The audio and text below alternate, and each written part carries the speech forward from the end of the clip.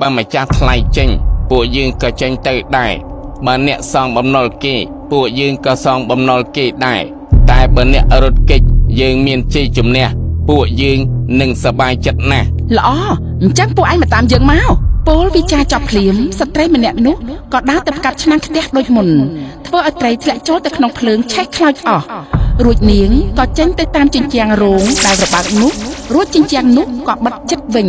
ឃើញទេលោកអាម៉ាតខ្ញុំអត់មានពលកុហកលោកទេតាំងពីកើតពោះម៉ែមកខ្ញុំមិនដែលជួបរឿងបែបនេះឡើយឥឡូវយើងគួរដោះស្រាយយ៉ាងម៉េចទៅខ្ញុំខ្លាចតែព្រះអង្គយកទោសខ្ញុំទេ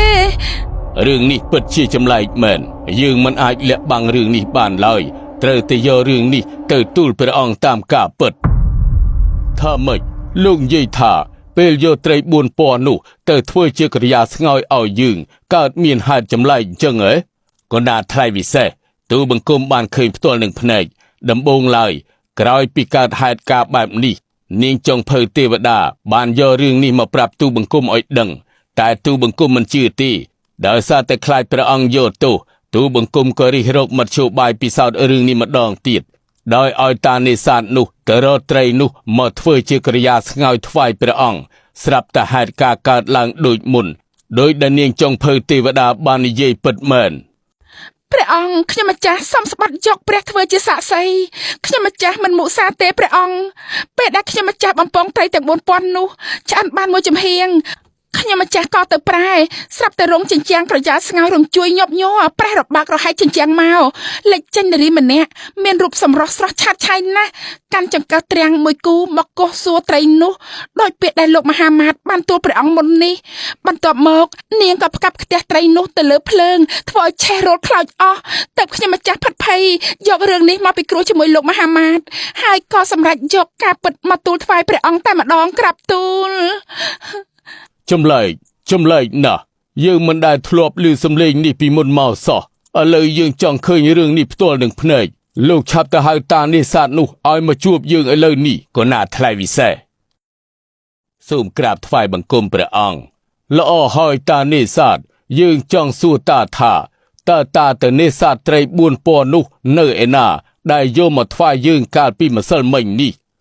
ក្រាបទូលព្រះអង្គទូបង្គំបានទៅនេសាទនៅត្រពាំងធំមួយនៅចន្លោះភ្នំទាំង4ដែលសូម្បីតែមើលពីបរិយាវាំងនេះទៅក៏មើលឃើញដែរក្រាបទូលពិតមែនណា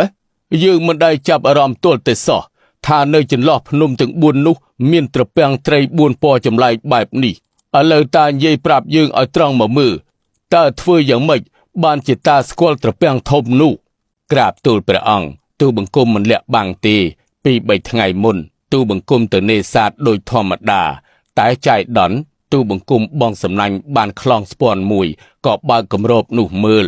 ស្រាប់តែលេចស្ដេចអរិយទឹកចេញពីក្នុងខ្លងស្ពាន់នោះមកសម្លុតគំរាមរសម្លាប់ទូបង្គំដែលជាអ្នកមានគុណជួយជីវិតគេទៅវិញពេលនោះទូបង្គំភ័យខ្លាំងណាស់ក៏នឹកដល់គុណព្រះជាម្ចាស់រមធ្យោបាយទម្រាំទៅរំដោះខ្លួនរួចដោយបញ្ឆោតអរិយទឹកនោះឲ្យចូលទៅក្នុងខ្លងស្ពាន់វិញហើយទូបង្គំក៏យកគម្របដែលមានត្រាព្រះជាម្ចាស់មកបិទពីលើរួចសម្លុតគម្រាមអរិយទឹកនោះថានឹងបោះចូលទៅក្នុងសមុទ្រឲ្យវារស់នៅរងទុក្ខវេទនាដោយកាលពីមុនទើបធ្វើឲ្យវាភ័យ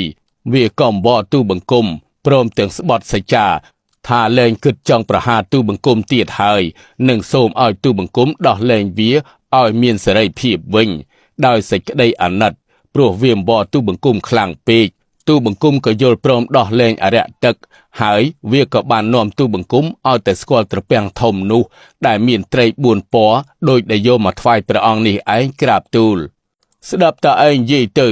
រឿងនេះពិតជាមានពាក់ព័ន្ធវែងឆ្ងាយណាស់ត្រីទាំង4នេះប្រកាសជាមានអាចកំបាំងនៅក្នុងនោះឥឡូវតាឯងទៅរកត្រីនោះមកឲ្យយើងភ្លាមមកដើម្បីពិសោធន៍ឲ្យឃើញផ្ទាល់នឹងភ្នែករបស់យើងក្រាបទូលព្រះអង្គពេលនេះទូបង្គំមិនអាចទៅរកត្រីនោះបានទេព្រោះជាដំណំដែលអរិយទឹកនោះផ្ដាំប្រាប់ទូបង្គំឲ្យទូបង្គំទៅបងត្រីនោះបានតែមួយសំណាញ់ក្នុងមួយថ្ងៃប៉ុណ្ណោះក្រាបទូលតែបើស្អែកទូបង្គំពិតជាអាចទៅយកត្រីនោះមកថ្វាយព្រះអង្គបានស្ដាប់ទៅក៏មានហេតុផលដែរអញ្ចឹងស្អែកតាឯងត្រូវតែស្រូតទៅរកត្រីនោះមកឲ្យយើងទាន់ពេលព្រឹកដើម្បីយើងពិសោធន៍មើលឲ្យដឹងហេតុការណ៍នោះច្បាស់ ក៏ណាថ្លៃវិសេស